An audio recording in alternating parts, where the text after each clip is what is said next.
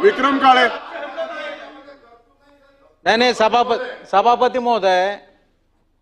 सभापती महोदय या खात्याला दादा भुसेजी, शिक्षण मंत्री दादा, अर्थमंत्री दादा, हा प्रश्न सभापती महोदय अतिशय स्पेसिफिक आहे की 10 ऑक्टोबर 2024 ला मंत्रिमंडळाने निर्णय घेतला की ज्या शाळा 20% अनुदान घेत आहेत त्यांना पुढील 20%चा टप्पा म्हणजे 40%, जे 40% वरती वेतन घेत आहेत त्यांना पुढील टप्पा 20% म्हणजे 60%, आणि जे 60% वेतन घेत आहेत त्यांना पुढील 20% म्हणजे 80%.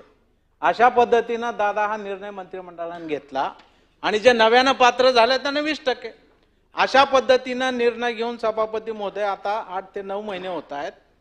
त्यानंतर नवीन सरकार सत्तेवरती आलं, नागपूरला या अधिवेशन झालं, त्या पुरवणी मागण्यामध्ये आर्थिक तरतूद व्हायला पाहिजे होती, परंतु मंत्रिमंडळाचं पूर्णतः गठन न झाल्यामुळे खात्याला मंत्री त्यावेळेस नव्हते, म्हणून हा विषय त्याच्यामध्ये झाला नाही. सभापती महोदय ते आम्ही स्वीकारलं, मान्य केलं.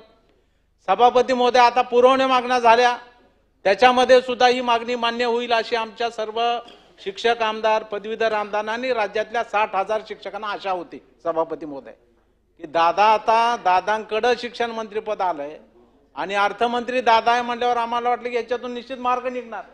पण दादा तुम्ही तर गोलगोलच उत्तर देताय. सकारात्मक सरकार आहे तर मग आम्ही इथं बसलो कशासाठी? ती सकारात्मकता आतापर्यंत का नाही दाखवली? तुम्ही मंत्रिपदाचं सूत्र हातामध्ये घेतल्यावर पुरवणी मागणी झाली, अर्थसंकल्प झाला, त्याच्यामध्ये ही तरतूद झाली नाही, म्हणून आम्ही टाळं फोडतोय. काल शिक्षकांना आत्महत्या जरी तुमच्या खात्याची नसली, सामाजिक न्याय विभागाची आम्ही मान्य करतोय, पण शेवटी तो शिक्षक आहे आमचा.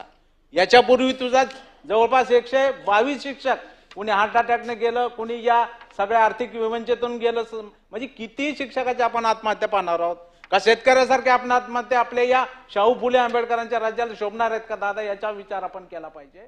म्हणून माझी आपल्याला या माध्यमातून विनंती आहे की ठीक आहे, आता अर्थसंकल्प झालेला असेल तर जी आर्थिक तरतूद जवळपास 2100 कोटी रुपयाची आपल्या शिक्षण विभागाला दिलेली आहे तरतूद कशासाठी? की पुढील वर्षाच्या वेतन आणि इतर खर्चासाठी. तर एक मिनिट, त्याच्यामधून ही जी तरतूद दिलेली आहे याच्यामधूनही आपण मार्ग काढू शकतो. त्याला आपल्याला वित्त विभागाकडे जावं लागेल. तेव्हा तसा प्रस्ताव तुम्ही वित्त विभागाकडे पाहून किमान या सगळ्या GR काढल्यामधील ज्या शाळा आहेत त्यांना वाढीव 20% देण्यासाठी किमान या महिन्यापासून तरी वेतन देण्यासाठी आपण परवानगी द्यावी.